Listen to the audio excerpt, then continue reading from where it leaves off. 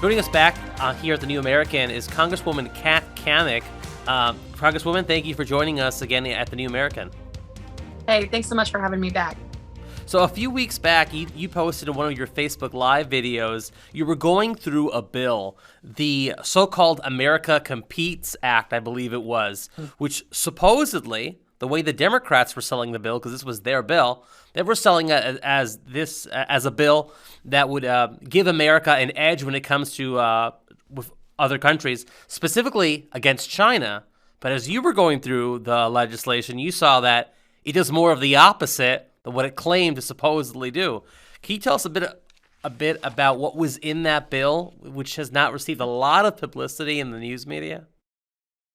Yeah, of course. And the title of the bill was actually America Competes Act. And I, after reading the bill, basically came to the conclusion that this was not about America competing with China. This was a bill that sold America out and was actually the America Concedes Act, because within it, it was riddled with all sorts of provisions that emboldened China at the expense of the American taxpayer. For example, one of the provisions of this legislation gave $8 billion to the Green New Deal UN fund, which has really become a slush fund of sorts, where so-called developing countries, which China is the biggest user of this particular fund, they were able to tap in for projects in mainland China. Now, mainland China and the Chinese Communist government have never played by the rules. They don't abide by international regulatory standards. So why they're, one, eligible, two, why they're still classified as a developing country, and three, why the taxpayers here in America should pay for these funds is beyond me. There was a litany of little nuggets like this throughout the bill. And while there were things that I thought were good and well-intentioned, bringing manufacturing home, dealing with semiconductor industry issues, that couldn't make up for the fact that the overall intent of the bill really was to sell us out to China. And it was more of a messaging bill so that Democrats could feel good about themselves, thinking that they actually did something in the way to make America competitive.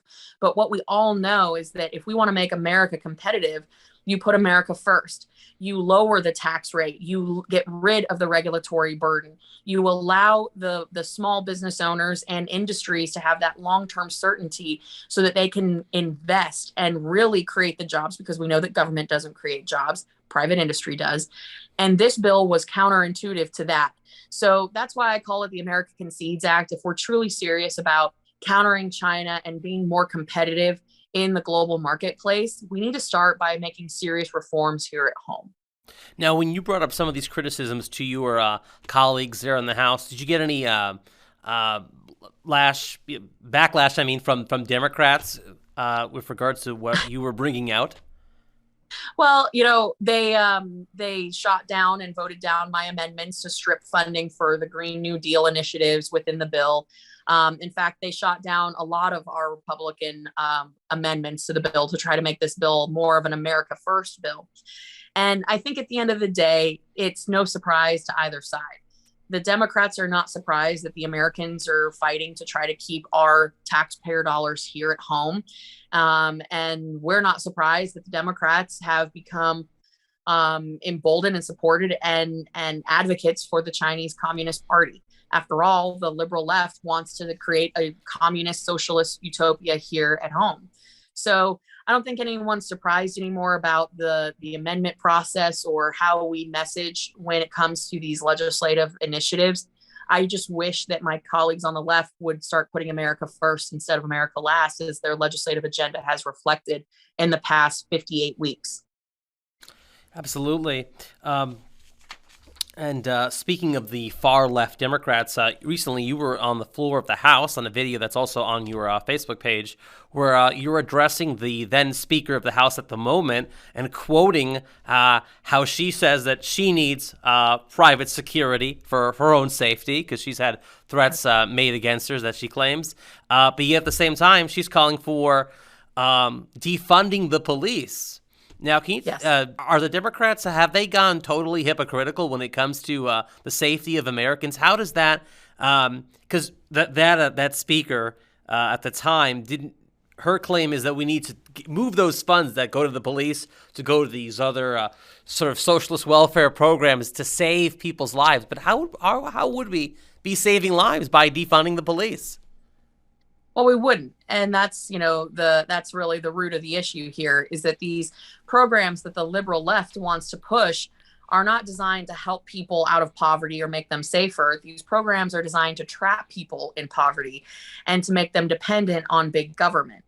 So in that particular speech that you're referencing, we were in the middle of an hour-long tribute on the House floor to honor our law enforcement officers. And 2021 was the deadliest year on record for our men and women in uniform.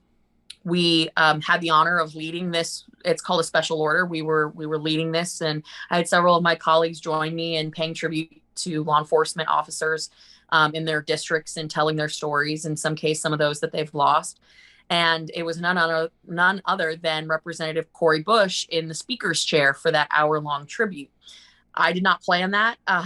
It just was fortuitous that she happened to be holding the gavel during that particular time. And as per parliamentary instructions, we are to direct our remarks to the chair. So I took the opportunity to basically deliver her own words on the House floor, in which she says that she's going to continue to pay $200,000 for private security because she's going to defund the police. It has to happen. And we're going to shift that money to these social government welfare programs. Now, the thing that I responded was, when I was homeless, I didn't have the privilege like she has to have $200,000 for private security. Heck, today I don't have $200,000 for private security. But the thing that did give me comfort, both when I was homeless 10 years ago and today as a member of Congress, heck, as an everyday citizen, is that if I'm in trouble, I can dial 911 and someone will answer the call. I, of course, am a firm believer in the Second Amendment. So I'm going to, do what I can to, protect myself and my family initially. But, when there's serious trouble, there's someone who's on the other end of that call who's going to come and answer that call. And they don't ask questions of, are you a Republican or a Democrat? Are you white or are you black? Are you rich or are you poor? They don't ask those questions. They ask you, where are you at? And we're sending people to come to you. And so I just wanted to take that opportunity to highlight the hypocrisy of the left and the narrative that they push, that they are for the working class, that they are for people in positions that are some of the most dangerous communities in the country. And she wants to defund police, where in some of the tougher neighborhoods of my district and my state, these folks are asking for more police. They're looking for more law enforcement to keep their streets safe and to keep crime out. The criminal elements that we're seeing come as a direct result of the open borders that we're seeing on the Southwest sectors. You can tie the narcotics that are flowing into the community. You can tie some of the criminal elements, not all, but a good chunk of them, to what's happening. And I say, quite frankly, you can't defend or protect our hometowns unless you defend the homeland. And so there's a direct correlation to the open border policies that this administration has to the crime increase that we're seeing across the country. And I think more than ever, we need to stand firm in our support for law enforcement, because they're doing a job that is most times thankless, and they have grown increasingly in the amount of attacks and assault that they're seeing, the lack of support, and it's becoming really a truly dire situation for our law enforcement officers and their families around the country. Absolutely. We're coming close to a break real soon, so we'll return shortly after a brief break here.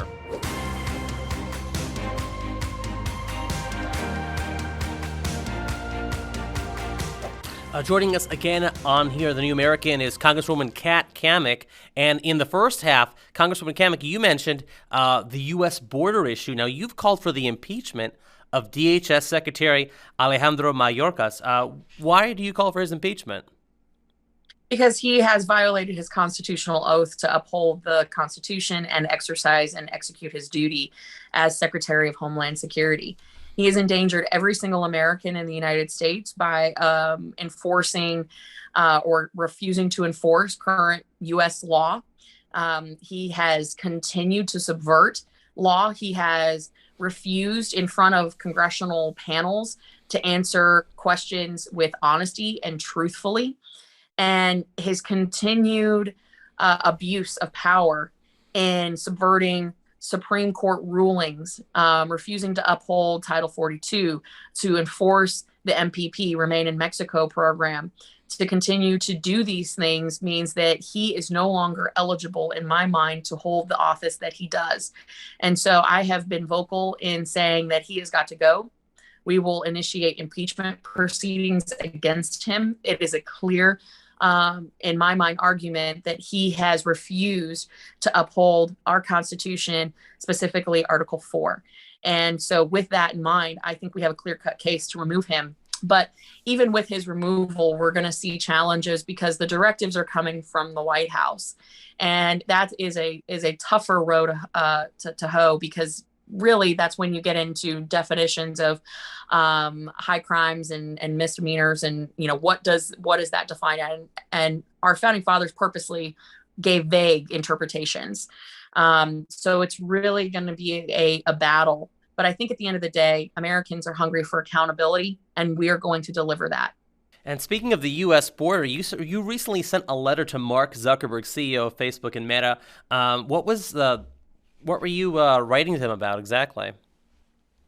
Well, it's this continued frustration that Facebook, aka Meta, has become complicit in the trafficking of individuals across the southwest border. So we know that the cartels are placing advertisements and paying Facebook for advertisements that are getting approved by Facebook employees for placement in countries all over the world. That's the first problem. The second issue is the advertisements and the pages in the marketplace, which are really the means by which people are finding out how to get connected with a coyote, with these cartels, and they're facilitating the payment of the money and the communication. So they're using Facebook Messenger, they're using WhatsApp, and this is very well documented. In fact, last May, I sent a letter to Facebook stating with evidence that this is happening. We have flagged these posts, but every single day I go on there and I find new pages, new advertisements. Why are you not taking them down? And they said that they were, and they may have taken down a handful, but there are key words like cruzando la frontera that you can type in, viaje USA. You can type in little terms that seem to be regularly used search terms for people trying to get smuggled in, or maybe they're looking to do something nefarious. So this has been something that we've been staying on top of Facebook for. I don't understand how today that they have not adjusted their algorithms and their means by which they are catching this type of criminal activity. We're talking about the trafficking of children. And yet they will censor a president of the United States. They'll censor conservatives, but they magically have no capability in which to say that, oh, well, we're gonna find this kind of advertisement and take it down. No, the thing that is really concerning is an internal memo from Facebook was leaked where they discussed this very issue and determined that they were going to allow this content to stay up on Facebook because they thought that it was the humanitarian thing to do. If these individuals, these executives, if Mark Zuckerberg went to the border and talked with the young girls that are as young as 6, in one case, I spoke to a young girl as young as 9 who had been gang raped by these cartel members to the point where her vocal cords had given out from screaming. Wow. If he knew that was, if he saw, and clearly I think that people know what's going on, they just are turning their cheek the other way. I want them to understand that what they're doing by allowing this content is not humanitarian. It is not a benevolent act. They are facilitating the trafficking of children into the United States at a profit, which then they turn around and use those dollars to sway elections across the United States.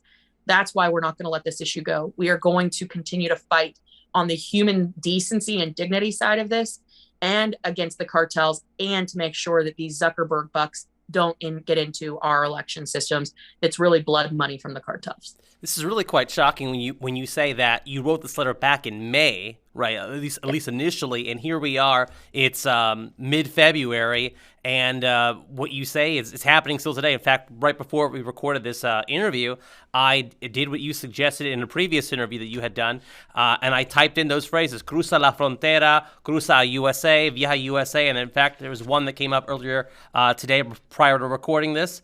They have a photo of all these cars jammed at a highway pole, and it says "Cruce a USA," $7,500.